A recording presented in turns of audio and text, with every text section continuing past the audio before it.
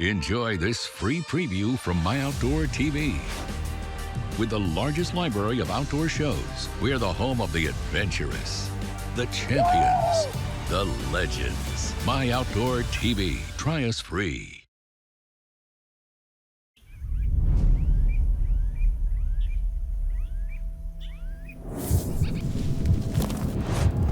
Thank you, Lord, for this experience. We just smoked a giant. Do the heart, baby.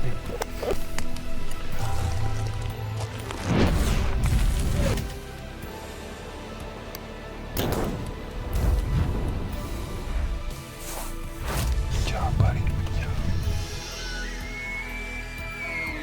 That's how you kill him right there, boys. That's a giant. He's dead right there.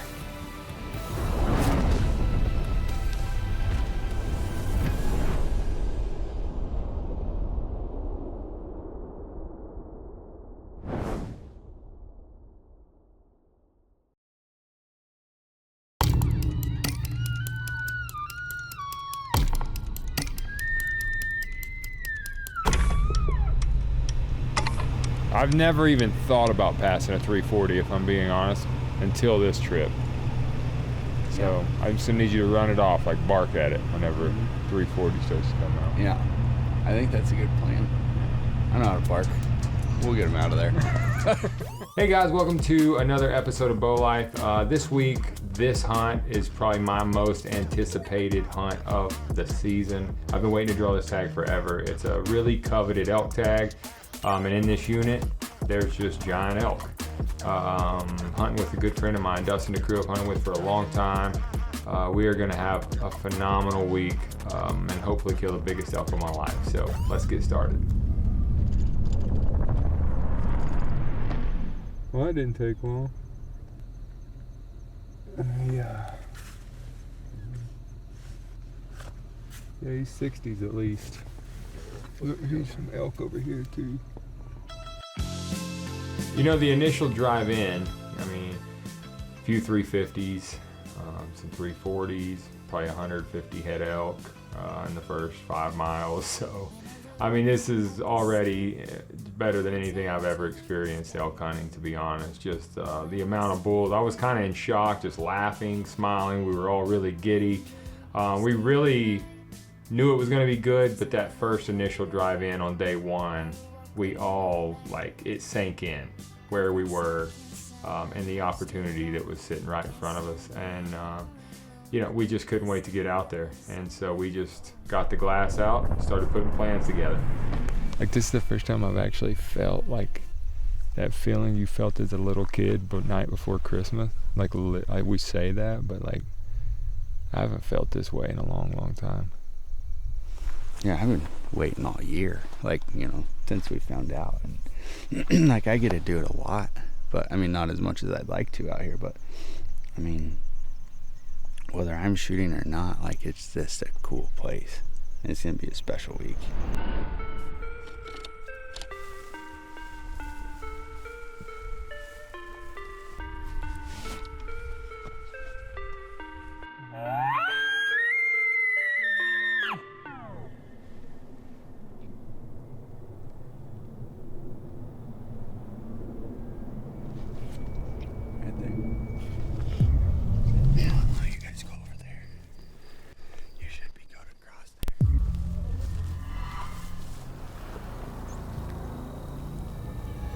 Right here he is. Here he comes. Right here. Right here.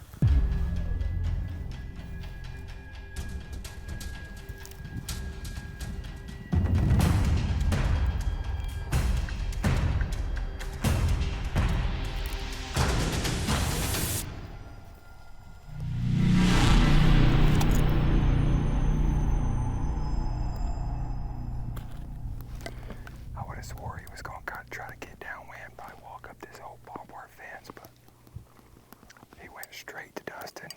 Spooked. Big bull. I don't know if I would have shot him, but he's big bull. Big 6x6.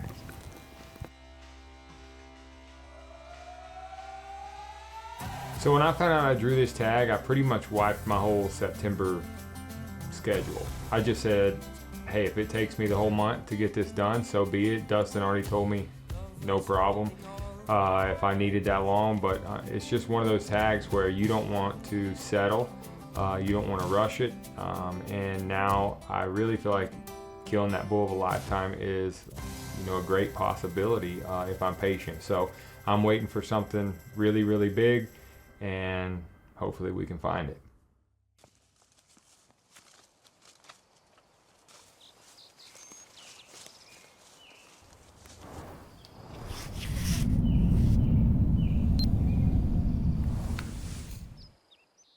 Guys, when it comes to scent control, I'm a huge skeptic, but a product I've gained a ton of confidence in over the last year is Scent Thief, because Scent Thief is a completely different product. It's not a product we prep with, it's a product we actually hunt with, and we reapply it every hour to hour and a half, and it completely shuts down the deer's ability to smell. Check it out at scentthief.com.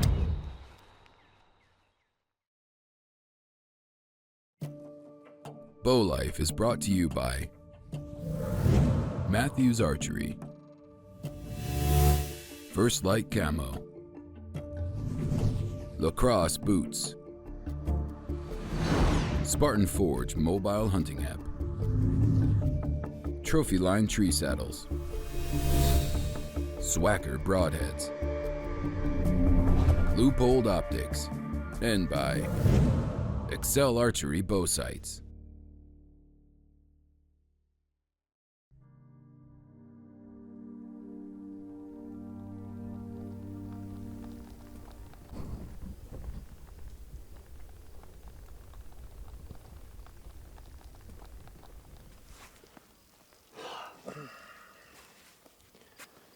Well, went from one extreme to the next, bud. No joke. From on fire, bulls everywhere yesterday morning to miles of silence. I don't know how far we can see, but we can't see an elk. No, for miles. Or hear one. It's at 90 degrees and completely shut down. And if this weather don't break, it might be like this for the rest of the hunt. Yeah. Hopefully that breaks.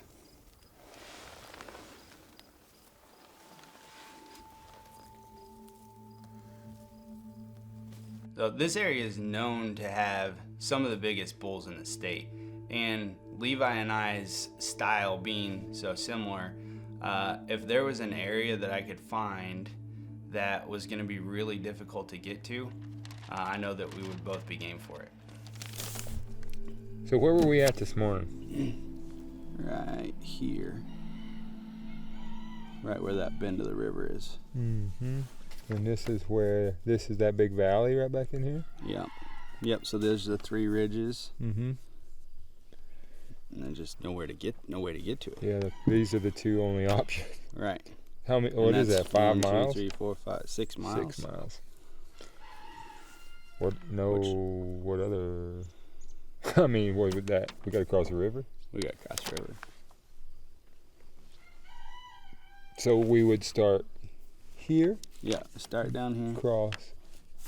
And you hike up here. And then still 4 miles. Yeah. But if we kill one, then it's going to be all downhill back. Downhill to the river. Yeah. That river's just the river's the problem. Not a problem. Right. It's an obstacle. It is. But that's what makes this so good in my mind, is that you can't get to it. Right. 100%. So a lot of this unit has good access, road systems, easy to get to, and there's a lot of elk in there. However, a lot of the unit is the opposite of that, very hard to get to, no access. And so we started looking at some maps, and there was this one series of valleys and canyons that just stood out. Just seemed like a perfect place where elk would live and never be bothered. And so that's kind of where we decided we wanted to go. And of course, it was the hardest place to get to, and our only option to access it was to cross a river.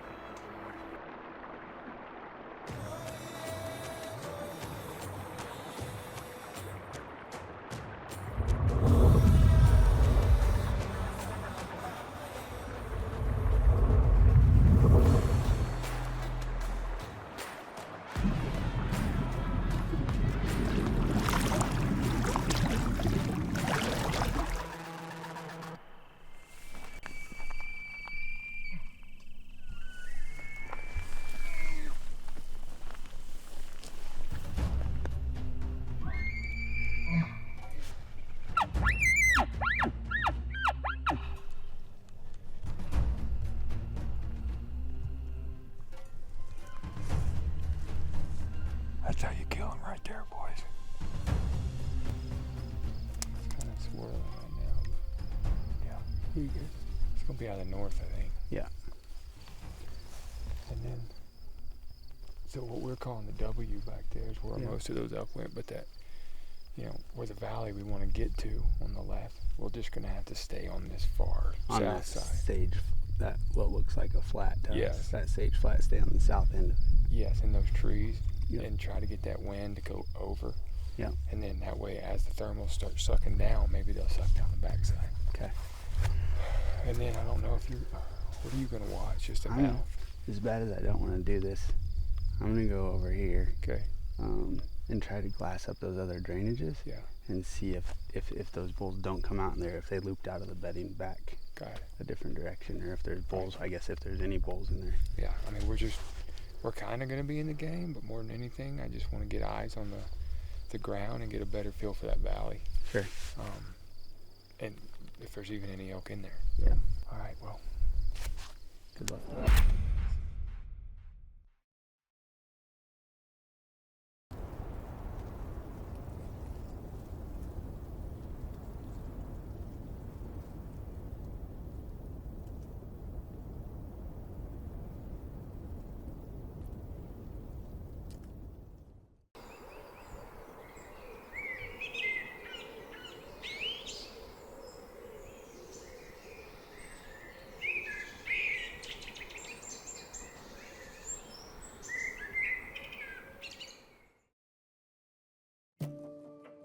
Bowlife is brought to you by Ultra Arrows, QAD Rest, Grizzly Coolers, Reconyx Trail Cameras,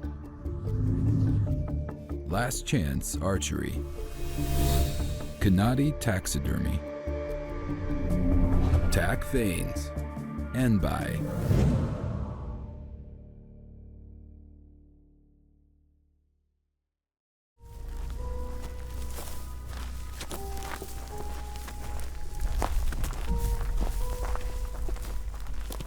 So once we knew we were close to elk, you know, we made the decision for Dustin to stay back and watch the mouth of that canyon. There were so many ways, little valleys and ridges for these elk to come out of the mouth. And with the wind we had, we were only going to be able to watch a tiny little draw. So Dustin stayed back just to gain more intel, because honestly we didn't know what was in there. We didn't know how they were using that whole hillside or that whole canyon. So as bad as I wanted him to be there with me if something went down, or even to call for me, we just felt like it was more important to gain intel. It's unbelievable. Oh, herds right there.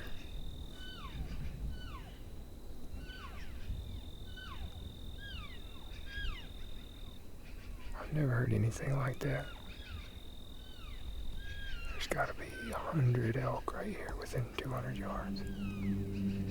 So once we got to this little drainage that led into this really dark timber, we knew we had picked it really, really good. I mean, you could hear an entire herd of elk within a couple hundred yards of us, cows and bugles and footsteps and raking. It was an incredible thing to experience. And we had pushed as far as we could possibly push. And now it's just hoping they pick this drainage to come out, and also hoping that there's a giant bull in this herd. Bulls are still within a couple hundred yards. They're bugling every 5 minutes, but I can hear cow calls. Just hope his storm holds off. Don't shut him down. I like where we're at. No reason to call yet. There's 5 to 10 bulls in here bugling, so cows everywhere.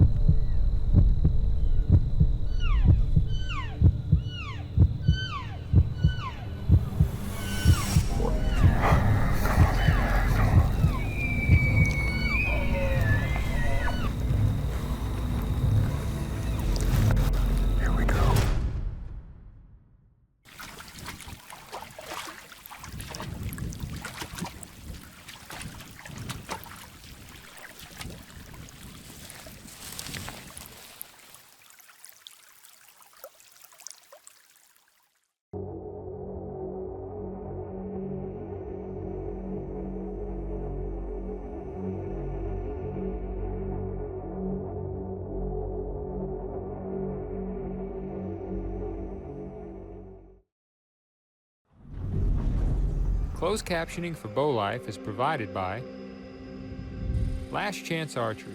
One chance, one moment, one shot.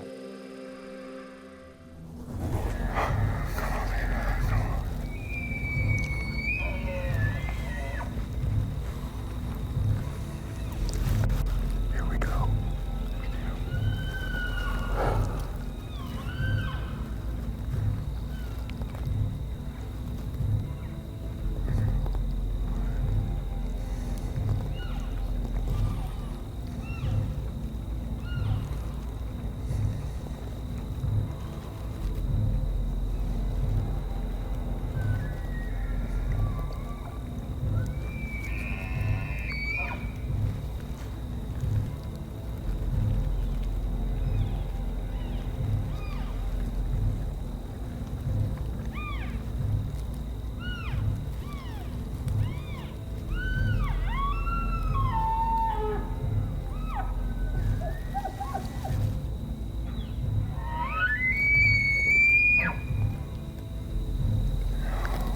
Thank you, Lord, for this experience.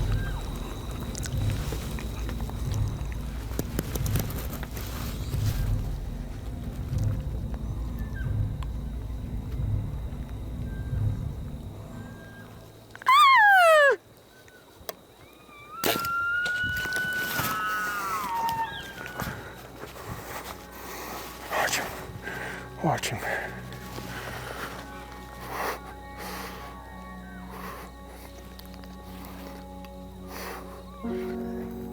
I'm like excited, but just grateful, man. I was sitting here and I said it right before he stepped out. I hadn't even shot, and I think I said it out loud. God, thank you for this moment, whether I kill him or not, because that was the most unbelievable experience of my life, like hunting.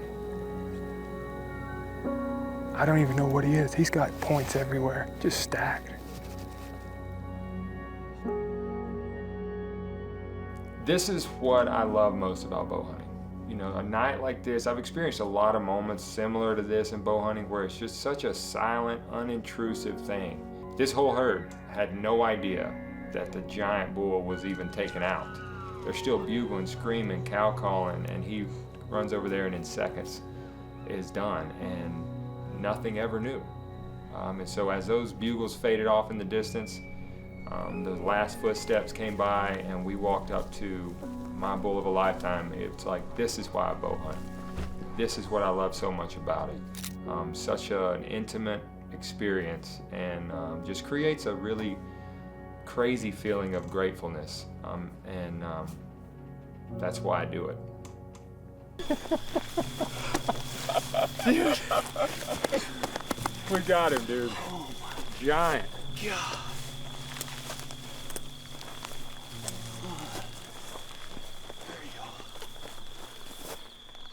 It was the most unbelievable elk hunt of my life by a long shot. Oh my God, dude. This is the exit right here. Dude, that is You know, I don't know if I'll ever draw this tag again. I sure hope I do, because it was a really, really special week. But if I would have been alone by myself, it wouldn't have been nearly as fun. The people that were around me, my brother, Dustin, Hunter, just the guys I got to celebrate on that mountain with and experience that with me is really what made it all. So thank you guys for watching. Probably my favorite hunt ever, as far as me personally. Just an incredible experience, and probably won't ever have a day in the elk woods like that again. So I will cherish this hunt for the rest of my life, and just hope and pray that we get to do it again somehow. Hey guys, if you enjoyed the show, make sure you go find me on YouTube. Just search Levi Morgan or Manimal Mindset, and you can find all of our hunts, podcasts, and tons of archery tips, and also lots of behind the scenes footage you won't see anywhere else.